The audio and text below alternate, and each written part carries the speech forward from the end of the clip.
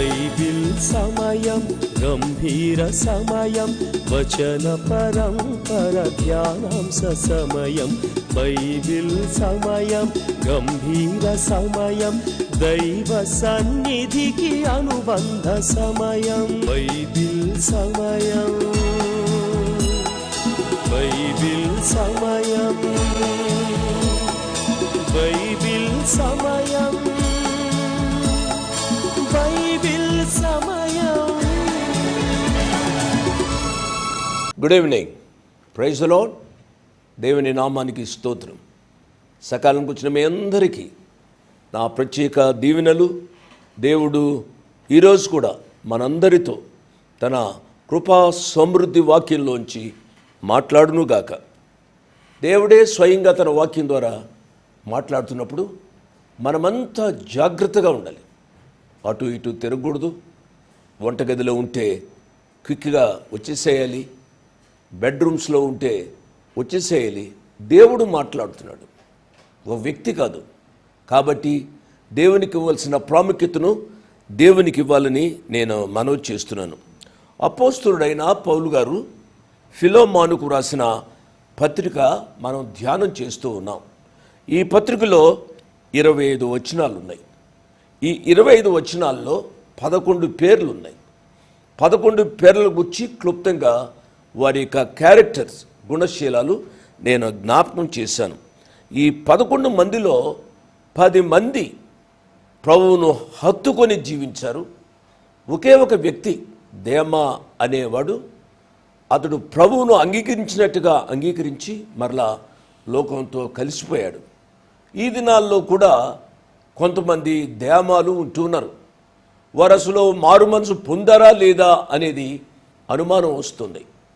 నా ప్రియ బిడ్డలారా, నాగటి మీద చేయి వేసి మరలా వెనుకకు తిరుగువాడు నాకు పాత్రుడు కాడు అని ప్రభువే చెప్పారు. కాబట్టి మన యొక్క జీవితాల్లో రక్షింపబడిన తరువాత విశ్వాసమునకు కర్తయు దానిని కొనసాగించువాడైనా యేసు వారి వైపే చూడాలి, కానీ మరలా వెన్ను తిరిగి చూడకూడదు అనే విషయాన్ని నేను జ్ఞాపకం చేస్తున్నాను. మంచిది, వచనం వెంబడి వచ్చిన ధ్యానంలోనికి వెళ్తాను.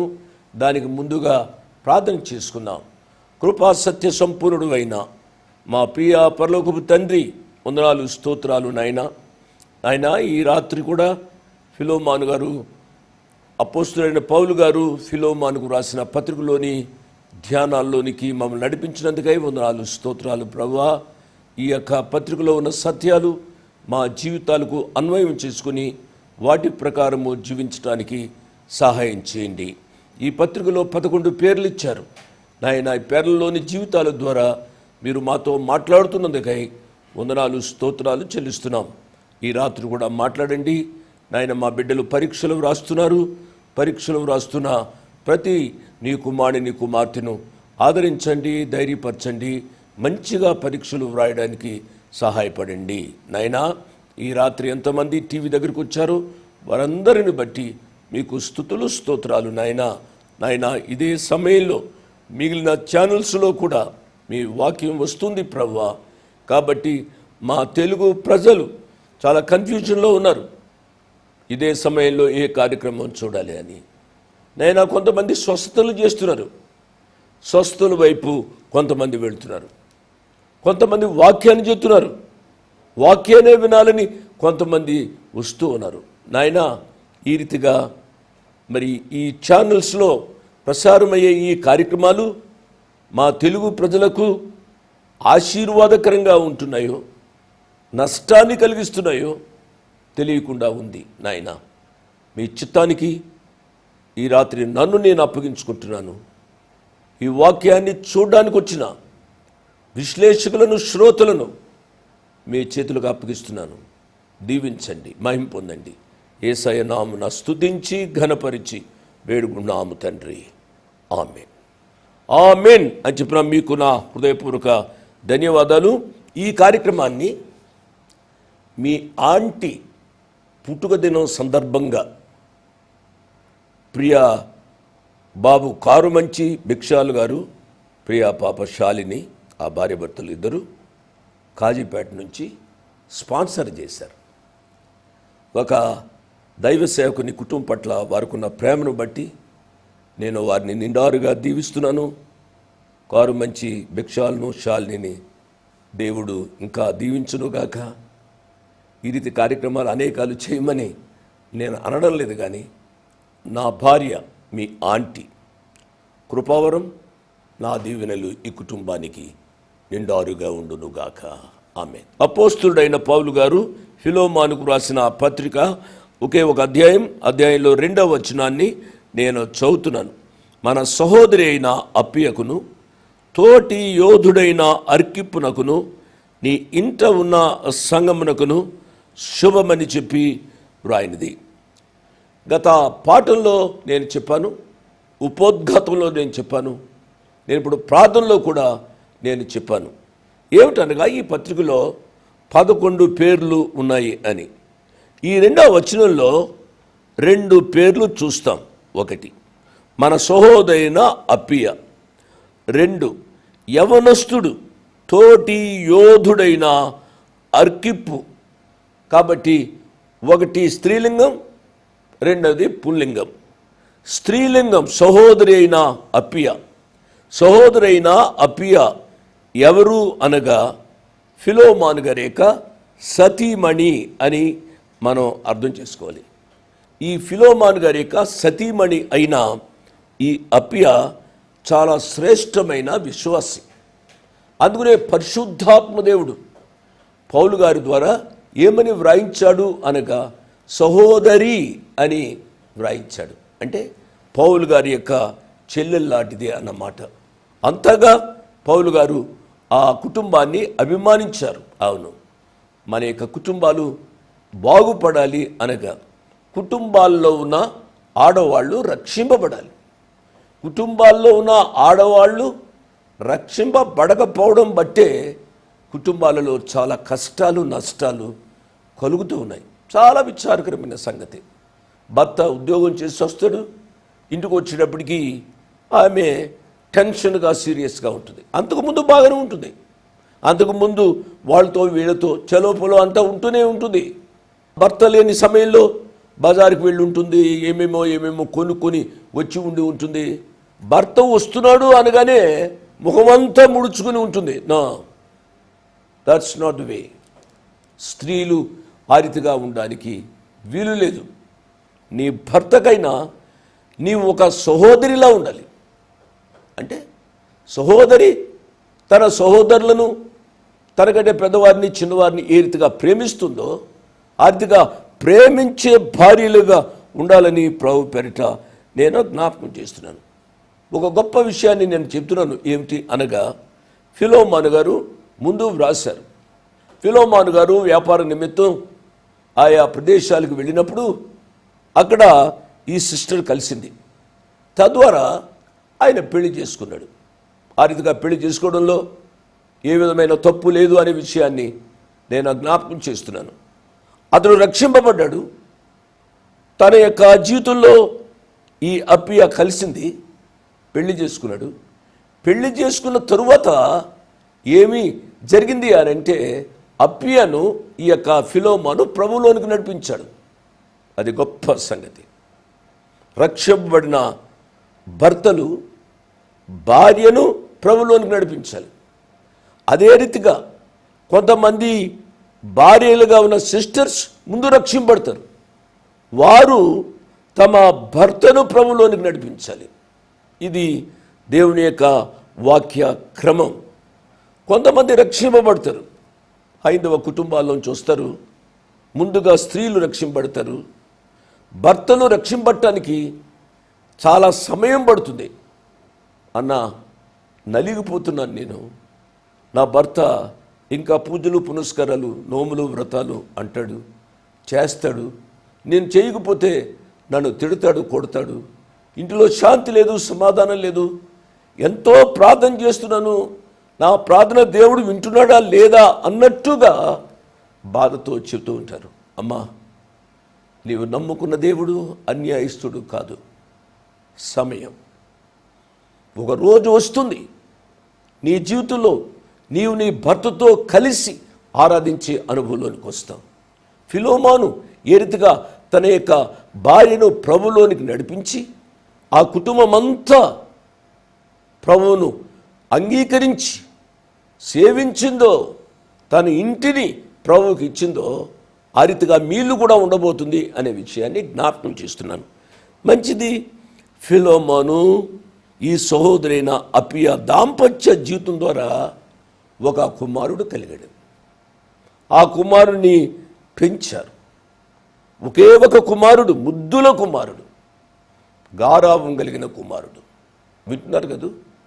కొంతమంది నాతో మాట్లాడుతూ, మాకు ఒకే ఒక కుమారుడన్నా, వాడిని ఎంతో గారాబంగా పెంచాము, మేము ఎంతో గారాబంగా పెంచి వాడిని పాడు చేశామా అనిపిస్తుంది. ఎందుచేతనగా వాడు పెద్ద అయిన తర్వాత మాట వినటం లేదు. మేము చేసుకోమన్నా అమ్మాయిని చేసుకోకుండా ఎవరినో ఒక అమ్మాయిని చేసుకుని ఆమెను తీసుకుని వెళ్ళిపోయాడు అనైనా చెప్తారు. ఒకే ఒక కుమారుడన్నా, వాడిని సమంగా పెంచలేకపోయాం, త్రాగుడుకు అలవాటడ్డాడు. ఈ రీతిగా ఎన్నో దుర్మార్గపు పనులు చేస్తూ ఉన్న ఒకే ఒక బిడ్డ కలిగిన కుటుంబాలను ఈ దినాల్లో మనం చూస్తూ ఉన్నాం. గొప్ప ఆదరణ కలిగించే కుటుంబం మాటలు ఇవి మనకు. ఫిలోమోను, ఈ అపియా, వారు భార్యాభర్తలు. వారికి ఒకే ఒక కుమారుడు. ఆ కుమారుణ్ణి ఎలా పెంచారు అనగా ప్రభువు కొరకు యోధుని వలె పెంచారు. అతని యొక్క పేరు అర్కిప్పు అని ఉంది. ఈ రాత్రి సమయంలో ఈ చిన్న కుటుంబాన్ని గురించి మనం ధ్యానం చేస్తూ ఉన్నప్పుడు మన కుటుంబాలను జ్ఞాపకం చేసుకోవాలి. నీవు రక్షింపబడ్డావు అమ్మా, పాప. నీ భర్త రక్షింపబడ్డా? నీ భర్తను ప్రభువులోనికి నడిపించావు. నీ బిడ్డలు రక్షింపబడ్డారా? ఏదో ఒక సమయంలో వాళ్ళు రక్షింపబడతారు. కొంతమంది నాతో మాట్లాడుతూ, జోషి అన్న, ఎంతో ప్రార్థన చేస్తున్నాను కానీ నా భర్త రక్షింపట్టం లేదు, నా బిడ్డలు రక్షింపట్టం లేదు అని వాపోయే చెల్లెండ్రు ఉన్నారు. అదే రీతిగా తమ్ముళ్ళు కూడా ఉన్నారు. ఈ దినాల్లో బిడ్డలు కూడా చాలా బాధపడుతున్నారు. అంకల్, చిన్నపిల్లలుగా మేము రక్షింపడ్డాం కానీ మా డాడీ మమ్మీ ఇంకా రక్షింపబడలేదు అనేవారు కూడా ఉన్నారు. రెండవ సత్యాన్ని చెప్తున్నాను. రెండవ వచనంలో మొదటి సత్యం ఏంటి? ఆ ఇంటి ఇల్లాలు రక్షింపబడింది. వారిద్దరికీ ఉన్న ఒకే ఒక కుమారుడు అర్కిప్పు రక్షింపబడ్డాడు. వీళ్ళు ముగ్గురు రక్షింపబడ్డారు. వీరికి ఒక పెద్ద ఇల్లు ఉంది. ఆ ఇల్లును వారు దేని కొరకు ఉపయోగిస్తున్నారు అనగా, చూడండి, నీ ఇంట ఉన్న సంఘమునకును శుభమని చెప్పి వ్రాయినది. దేవుని నామానికి స్తోత్రం. కాబట్టి ఫిలోమోను పెద్ద వ్యాపారి, డబ్బున్నవాడు. తన జీవితాన్ని ప్రభువుకి ఇచ్చాడు. డబ్బున్న వాళ్ళు విలాసవంతంగా జీవించడానికి అవకాశం ఉంది, కానీ తన జీవితాన్ని ప్రభువుకి ఇచ్చాడు. విలాసవంతుడైన భర్తను కలిగిన భార్య ఈ అపియా కూడా విలాసవంతురాలుగా జీవించడానికి అవకాశం ఉంది. బజార్లో ఉన్నదల్లా కొనుక్కుని, చీరలు కొనుక్కుని, గాజులు కొనుక్కుని, నగలు కొనుక్కుని ఇష్టానుసారంగా జీవించి ఉండడానికి అవకాశం ఉంది. కానీ ఈ సహోదరి రక్షింపబడింది. వారిద్దరూ రక్షింపబడటం మాత్రమే కాకుండా వాళ్ళు కన్న ఒకే ఒక కుమారుణ్ణి ప్రభువులోనికి యోధుడిగా నడిపించారు. అంత మాత్రమే కాకుండా గొప్ప సంగతి ఏమిటనగా, వారు నివసిస్తున్న ఇల్లును సంఘానికి ఇచ్చినట్లుగా మనం చూస్తాం. ఈ రాత్రి సమయంలో ఈ మాటలు చెబుతూ ఉంటే నా శరీరం పులకరిస్తుంది. ఎంత ధన్యకరమైన కుటుంబం అండి. మన యొక్క కుటుంబాలు ఈ రీతిగా ఉండాలి. నేను చెప్పాను కదా పాఠాల్లో, కొర్నేలి కుటుంబం దేవునికి ఇవ్వబడిన కుటుంబం. మార్కు తల్లి అయిన మరియ కుటుంబం ప్రార్థనకు తమ గృహాన్నిచ్చిన కుటుంబం. ఘనురాలైన షూనేమీరాలు కుటుంబం దైవ సేవకుడైన ఎలీషాను పిలిచి ఆతిథ్యం ఇచ్చి తమ ఇంట్లో ఒక శ్రేష్టమైన ప్రదేశాన్ని ఆ భక్తునికి ఇచ్చిన కుటుంబం. మరియ మార్తల కుటుంబం యేసయ్యను చేర్చుకున్న కుటుంబం. మన కుటుంబాలు ఏ రీతిగా ఉన్నాయో ఈ రాత్రి దేవుని వాక్య వెలుగులో ఆలోచించాలని ప్రభు పేరిట నేను జ్ఞాపకం చేస్తున్నాను. కొన్ని కుటుంబాలు దేవుని యొక్క సేవ కొరకు తెరువబడ్డాయి. ఆ ఇండ్లలోనే ఆరాధన జరిగేది. ఆ ఫిలోమాను, అప్పియ, అర్కిప్పు ఇంట ఉన్న సంఘానికి శుభమని చెప్పి వ్రాస్తున్నాడు పౌలు గారు. తదుపరి ఇంకేమి వ్రాసాడో వచ్చే పాఠంలో నేను చెప్తాను. ఎందుకు ఇంత తొందరగా ఆపుతున్నాను అనగా, ఇదైన తరువాత బక్సింగ్ ప్రశ్నలతో సిద్ధంగా ఉన్నాడు. దానియేలు గ్రంథంలోని 12 అధ్యాయాల్లో క్విజ్ ఉంటుంది. ఆ ప్రశ్నలు దయచేసి క్రమంగా వ్రాసుకోండి, తప్పులో రాసుకోకండి. ఆ ప్రశ్నలు వ్రాసుకొని సమాధానాలు వ్రాయండి. ఏదో బహుమతి కొరకు కాకుండా దేవుని వాక్యాన్ని మీరు బాగుగా నెమరు వేసే రీతిగా, జ్ఞాపకం ఉంచుకునే రీతిగా, మీ వ్యక్తిగత కుటుంబ జీవితాలకు అన్వయించుకునే రీతిగా మీరు ధ్యానించమని మనవి చేస్తున్నాను. To encourage you, first prize, second prize, third prize అని అన్నాం. తద్వారా కూడా దేవుడు మిమ్మల్ని దీవిస్తారు. అట్టి దీవెన ఆ ప్రియ ప్రభు మీకు అనుగ్రహించును గాక. ఆమేన్.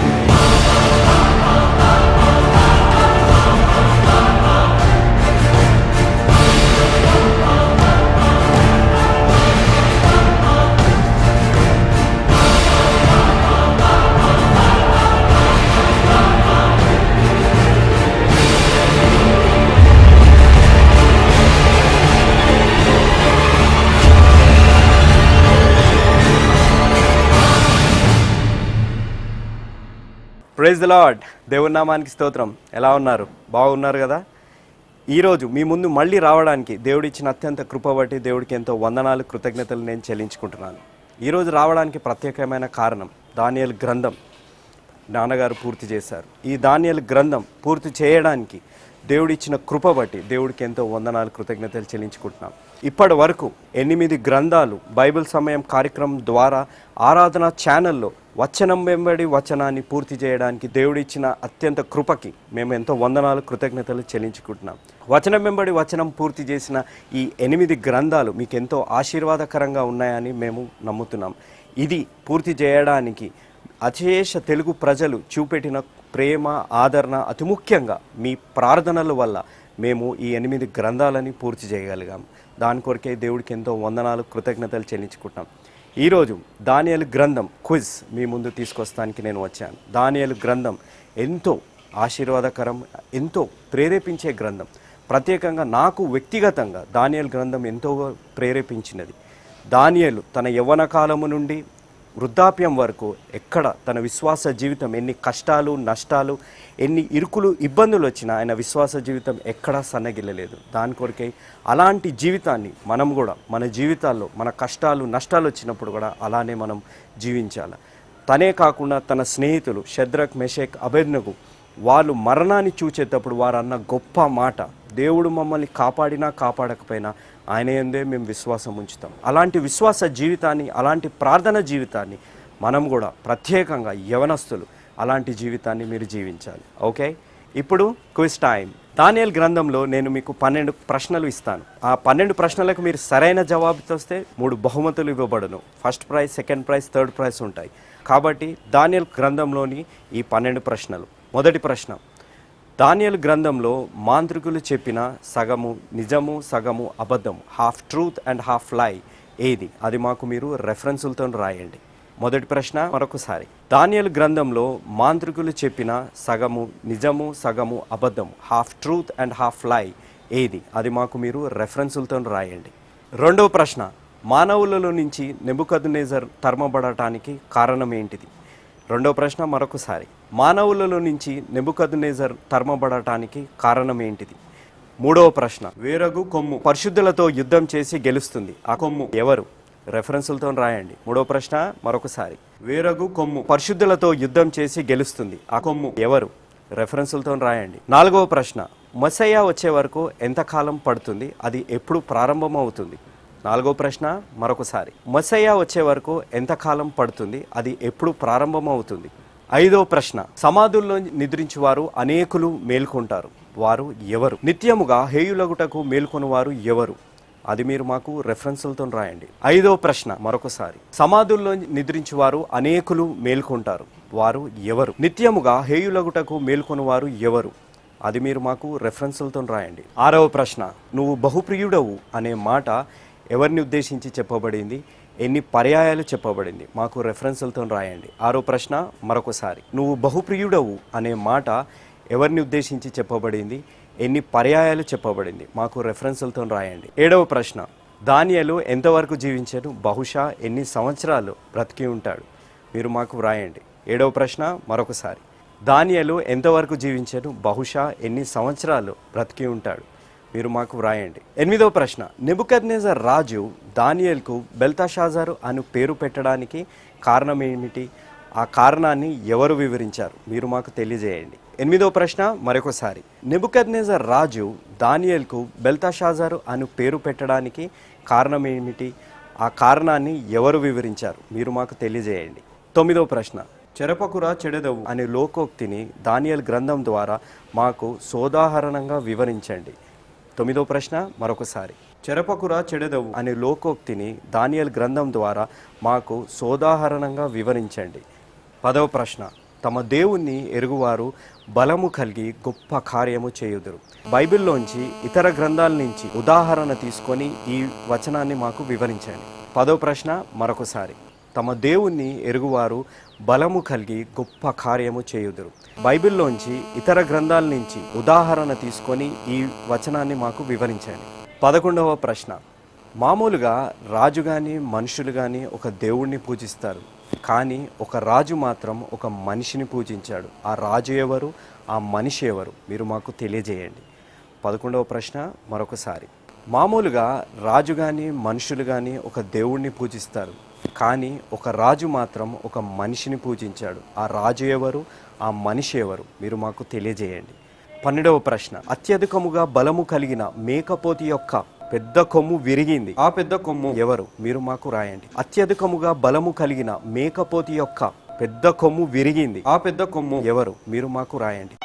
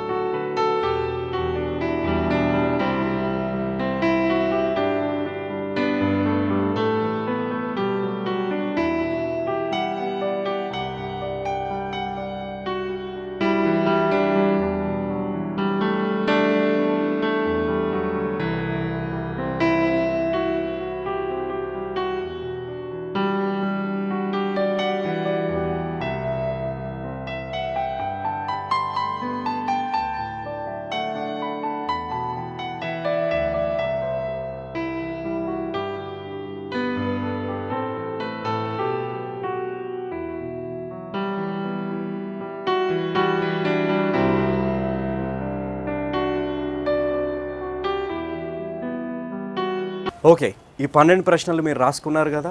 ఈ 12 ప్రశ్నలు కానీ మీరు మిస్ అయ్యి ఉంటే, రాసుకుంటాం తప్పి ఉంటే, లేకపోతే ఈ ప్రోగ్రామ్ని కానీ మీరు చూడలేని పరిస్థితుల్లో కానీ ఉండి ఉంటే, మీరు ఈ 12 ప్రశ్నలు మాకు ఫోన్ చేసి తెలుసుకోవచ్చు.